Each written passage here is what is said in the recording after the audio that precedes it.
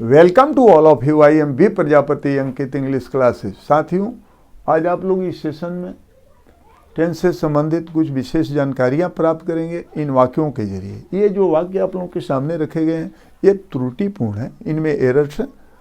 आप लोग टेंस और सेंस के आधार पर इन्हें केयरफुली पढ़ेंगे और उन्हें हल करने की कोशिश करेंगे तथा संबंधित जानकारियां प्राप्त करें। तो आए पहला सेंटेंस देखें। Our customers are always visit our branches to discuss their problems with our staff. तो पहले आप लोग यह जान लें कि इसका हिंदी अर्थ क्या हुआ, आप लोगों को मदद मिलेगी। तो हमारे ग्राहक हमारे शाखाओं में हमेशा आया करते हैं। Our customers are always visit our branches to discuss their problems. अपनी समस्याओं को चर्चा करने के लिए हमारे कर्मचारियों से जो ग्राहक हैं वे अक्सर हमेशा आया करते हैं।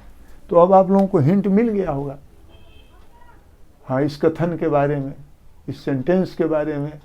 देखिए यहाँ ऑलवेज है, हाँ, हमेशा विजिट करते हैं। तो हमेशा विजिट करते हैं का मतलब क्या है?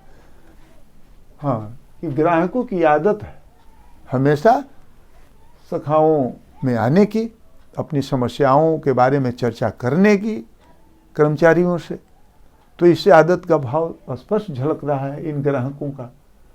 तो यदि किसी कथन से, किसी सेंटेंस से आदत का भाव झलके, हैबिट का, तो वैसे सेंटेंस या क्लोज का निर्माण जो होता है वो अक्सर प्रेजेंट इंडेफिनिट टेंस में किया जाता है। तो प्रेजेंट इंडेफिनिट टेंस के निर्माण के बारे में आप लोग जानिए रहे हैं कि सब्जेक्ट होता है, यदि एडवर्ब ऑफ फ्रीक्वेंसी रही तो रहेगा, नहीं रहेगी तो उसके बाद में क्या होगा, V1 होता है।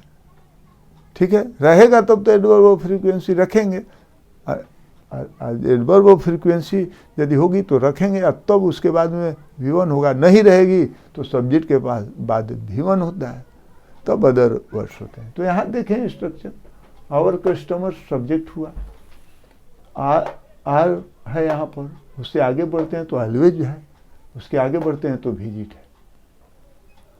तो पार्ट ए को हम पहले देख लें।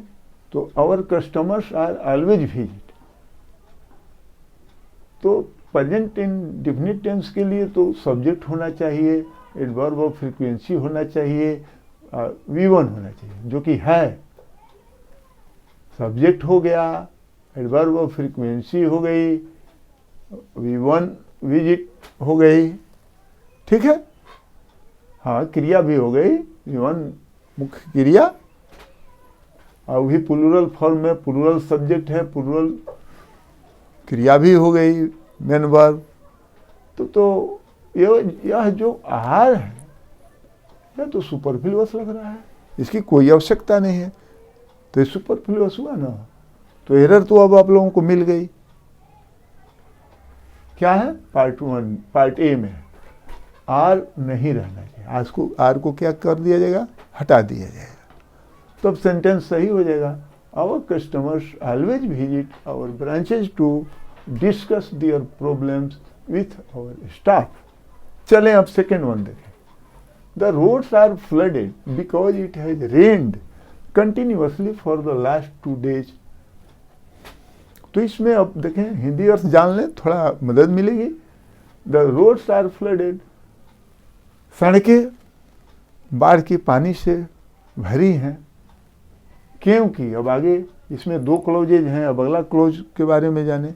क्योंकि, बिकॉज माने क्योंकि, इट हैज रेन, वर्षा हुई है लगातार गत 2 दिनों से। तो यह उचित नहीं लग रहा है, वर्षा हुई है, इट हैज रेन्ड, अब लगातार गत 2 दिनों से, तो इससे तो अच्छा सेंस नहीं मिल रहा है। क्या होना चाहिए कि गत 2 दिनों से लगातार वर्षा हो रही है, यह न सही होगा। यह संकेत मिल भी गया होगा कि लिखा भी हुआ है कि continuously for the last 2 days। तो इससे स्पष्ट भाव झलक रहा है कि जो सेकेंड क्लॉज है, यानी बिकॉज के बाद वाला जो क्लॉज है, इट हैज रेन न होकर के क्या हो जाएगा, it has been raining. Present perfect continuous tense में होना होगा नियमतः। तो प्रेजेंट परफेक्ट कंटिन्यूअस के लिए क्या होता है, subject plus has been plus V1 plus ING होता है। तो सब्जेक्ट हो गया, हैज ठीक है इट के मुताबिक, तब क्या हो गया, बीन हम लिख देंगे, और तब यह रेंड जो है, यह क्या, इसका मूल रूप क्या है, V1 क्या है इसका, रेन। तो रेन हो जाएगा और उसमें ING जोड़ देंगे। तब अब सेंटेंस आपका क्या बन गया, the roads are flooded because it has been raining continuously for the last 2 days। अब यह जो सेंटेंस है वो एब्सोल्युटली करेक्ट हो गया। ठीक है, चलिए अब थर्ड वन देखें। I hope the country's condition may go from bad to worse unless all necessary steps are taken to suppress terrorism. तो इसका हिंदी अर्थ जान ले थोड़ा। मुझे आशा है देश की हालत बद से बदतर हो सकती है। हाँ, country's condition may go from bad to worse, माने बद से बदतर हो सकती है। हाँ, जब तक सभी आवश्यक कदम टेररिज्म को दबाने के लिए नहीं उठाए जाते हैं। तो इससे क्या भाव मिल रहा है, वही ना कहते हैं टेंस और सेंस दोनों पर हमेशा ध्यान देना चाहिए वाक्य रचना के समय। तो इससे भाव झलक रहा है यही कि हाँ, निगेटिव भाव झलक रहा है, अनफेवरेबल है ना, पॉजिटिव सेंस नहीं दे रहा है, फेवरेबल नहीं दे रहा है यह सेंस। और यहाँ पर आई होप लिखा गया है सेंटेंस के शुरू में। तो आई होप जो होगा वो तो पॉजिटिव सेंस में यूज किया जाता है, फेवरेबल सेंस में किया जाता है, एक्शन जो होता है उसमें किया जाता है, फेवरेबल एक्शन होगा वहाँ पर। आई तो अनफेवरेबल है, सेंस निगेटिव दे रहा है। तो उस हालत में होप जो होगा वो क्या हो जाता है, फियर, मुझे भय है, आशा नहीं है। अब क्या हो जाएगा, FEAR, फियर, मुझे भय है।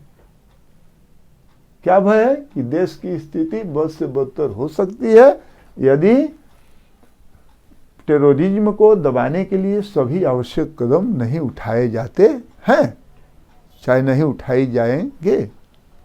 ठीक है, चलिए तो अब आप लोग जान गए। हाँ, फियर हो जाएगा और नहीं तो क्या हो जाएगा, और बिलीव भी हो सकता है, बिलीव भी हो सकता है, लेकिन उचित होगा फियर, मुझे भय है, ऐसे मुझे विश्वास है, ये भी हो सकता है। चलें, तो अब आप लोग जान गए। हाँ, एरर मिल गया, कहाँ था, फर्स्ट पार्ट में था। होप नहीं होगा, क्या होगा, फियर होगा या बिलीव होगा। ठीक है, अब सेंटेंस सही हो गया। अब आगे चलते हैं, फोर्थ वन देखें। We had swam across the river before the sunset. तो इसमें देखें, इसमें भी 2 क्लॉजेज हैं, एक बिफोर से इधर है और बिफोर के एक पहले है। तो पहले वाला सेंटेंस देख लें, सॉरी क्लॉज देख लें, we had swam across the river. तो यहाँ देख रहे हैं कि वी है, हैड है, हाँ सब्जेक्ट है, सहायक क्रिया के रूप में वर्ब हैड है। तो उसके बाद तो यहाँ पर V3 होना चाहिए, थर्ड फॉर्म ऑफ वर्ब होनी चाहिए। तो यह स्विम का स्वाम है, यानी ये क्या है, V2 है, सेकेंड फॉर्म ऑफ वर्ब। होना क्या चाहिए, V3 होना चाहिए। V3 क्या होता है, हाँ स्विम का V3 स्वम होता है, SWUM, स्वम होना चाहिए। तो यहाँ तो एरर मिल गया यहीं पर, स्वाम नहीं होना चाहिए, स्वम होना चाहिए, V3। अब आगे देखें, we had swum across the river, अब सही हो गया। अब बिफोर द सन सेट। देखिए सेट जो है यहाँ पर, यह क्या है, V2 है, V1 मत समझिएगा। यह क्या है, सेकेंड फॉर्म ऑफ वर्ब है। हाँ, चूंकि इधर अब यह जो है पास्ट परफेक्ट हो गया, तो बिफोर वाला जो क्लॉज होगा वो किस टेंस में हो जाता है, पास्ट इंडिफिनिट में। तो यह पास्ट इंडिफिनिट में है, आप लोग पढ़े होंगे ना। हाँ, कि बिफोर के पहले वाला यदि क्लॉज है वो पास्ट परफेक्ट में हो, तो बिफोर से शुरू होने वाला यानी बिफोर के बाद वाला जो है वो क्लॉज क्या हो जाएगा, पास्ट इंडिफिनिट में हो जाता है। तो before the sun set, is set जो है यह सेकेंड फॉर्म ऑफ वर्ब है, वो पास्ट टेंस को दर्शाता है। हाँ, पास्ट इंडिफिनिट टेंस में ही आता है जो सेकेंड क्लॉज है बिफोर से शुरू होने वाला। तो अब आपका यह सेंटेंस जो है वो सही हो गया। तो क्या हो गया, we had swum across the river before the sun set. अब सेट के बारे में भी जानिएगा कि V2 है ही। चलें विधिवत जानिए। चले, a group of youngsters has lend official assistant to the flood affected people of the villages. अब चले देखें वाक्यों को carefully. A group of youngsters, part A के अंतर्गत अभी हम देख लें। तो पार्ट ए के अंतर्गत क्या है, अ ग्रुप ऑफ यंगस्टर्स। तो यहां से यहां तक यह क्या सब्जेक्ट का काम कर रहा है। हाँ, अ ग्रुप ऑफ यंगस्टर्स, इस सब्जेक्ट का नंबर आप लोग जान ले पहले। हाँ, तभी ना आगे चल करके वर्ब अकॉर्डिंगली होगी। तो इस जो सब्जेक्ट का एक ग्रुप ऑफ यंगस्टर्स है, तो यह सिंगुलर नंबर को दर्शा रहा है। तो आप लोग को मन में ये आता होगा कि यंगस्टर्स यहाँ प्लुरल है, यहाँ ग्रुप भी है, तो यह सिंगुलर नंबर में कैसे होगा, हम विधिवत जानिए। तो यहाँ अ लिखा हुआ है। हाँ, अ माने एक, तो एक क्या होता है, सिंगुलर होता है।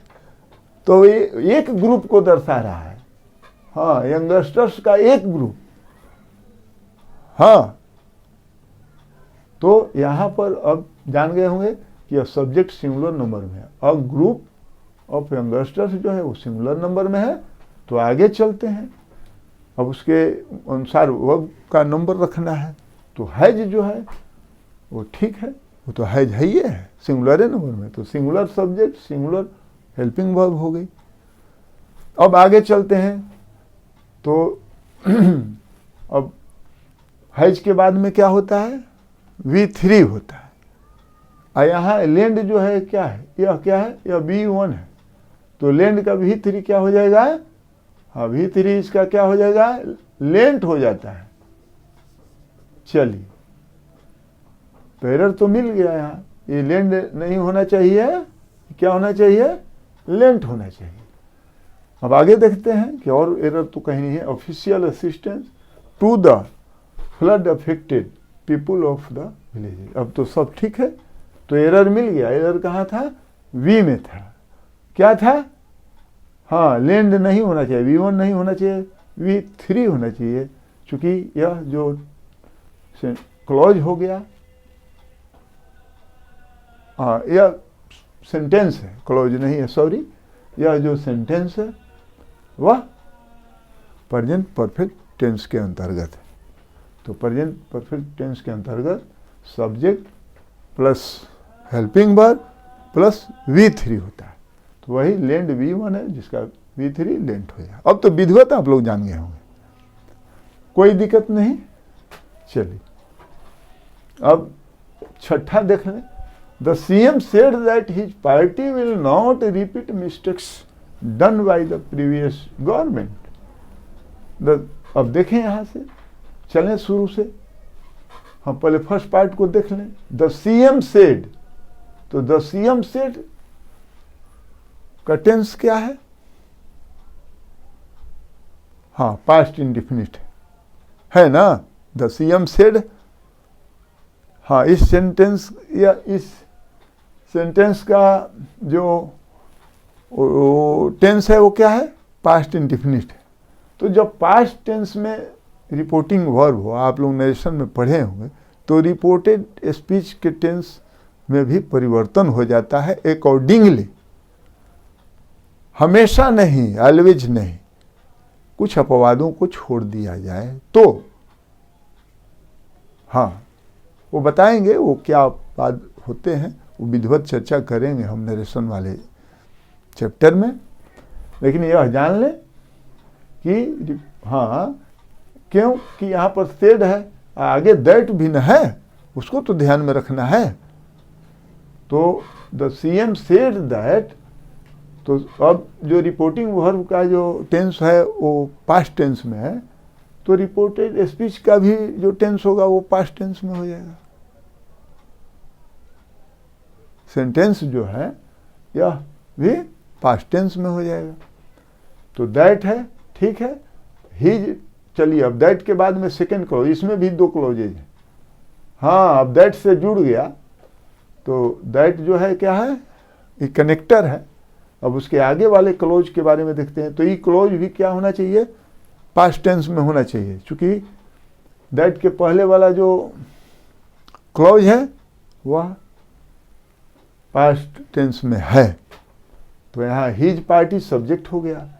अब देखिए यहाँ पर विल है, मिल गया, एरर मिल गया, द पार्टी सब्जेक्ट हुआ, तो विल जो है अब इसके मुताबिक रिपोर्टिंग वर्ब के टेंस के मुताबिक यह विल क्या हो जाता है, आप लोग पढ़े होंगे, वुड हो जाएगा। हाँ, तो the party would not repeat mistakes done by the previous government. हाँ, तो अब तो कहीं एरर नहीं है, तो एरर आपका मिल गया। पार्ट बी में था, क्या था, विल नहीं होगा, वुड होगा। क्यों होगा, क्योंकि हाँ, रिपोर्टिंग वर्ब का जो टेंस है वो पास्ट टेंस में है, पास्ट टेंस में है, तो पास्ट टेंस में है।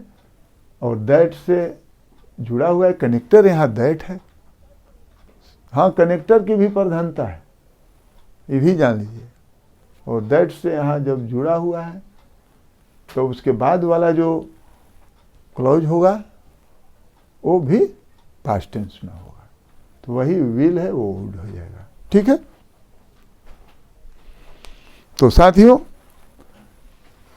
यदि वीडियो अच्छी लगी तो आप लोग लाइक और सब्सक्राइब करना न भूलेंगे। आज बस इतना ही। तो आशा है कि कुछ नया चीज़ आप लोग, नई जानकारियाँ अवश्य प्राप्त किए होंगे। और अगले सेशन में इससे भी जटिल, जो कि अक्सर परीक्षाओं में, सभी परीक्षाओं में, हाँ कॉम्पिटिटिव एग्जाम्स में वे आते हैं, वैसे प्रश्नों को आप लोगों के सामने रखा जाएगा। और इससे आगे बढ़ करके कुछ विशेष बातें आप लोग अवश्य जानेंगे। हाँ, क्रम न टूटे साथियों, क्रम न टूटे। सफलता को कोई रोक नहीं सकता है। हाँ, कभी हताश नहीं होना चाहिए, नहीं। तो once again welcome to all of you, good bye.